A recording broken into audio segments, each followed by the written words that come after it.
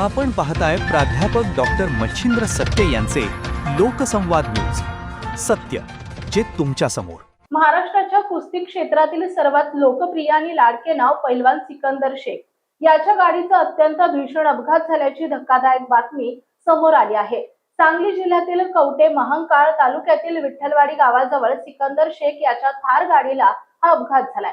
कारनं हायवेवरील साइड डिवायडरला जोरदार धडक दिली. हा अपघात इतका भयंकर होता की थार गाडीच्या पुढच्या भागाचा अक्षरशः चक्काचूर झालाय.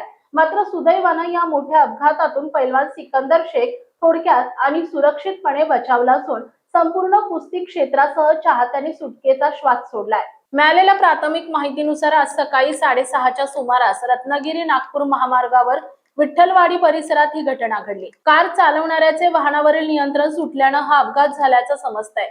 नियंत्रण सुटल्यामुळे भरधाव थार कार थेट रस्त्याच्या कडेला असलेल्या साइड डिवायडरवर जाऊन आदळली. गाडीचा वेग जास्त असल्यानं ही धडक इतकी भीषण होती की गाडीचे प्रचंड मोठं नुकसान झालंय. अपघाताची बातमी समजताच सुरुवातीला गाडीमध्ये नक्की कोण होते आणि सिकंदर शेखची प्रकृती कशी आहे याबाबत चाहत्यांमध्ये चिंतेचं वातावरण होते. मात्र सुदैवानं या अपघातात सिकंदर शेख याला कोणतीही दुखापत झाली नाही.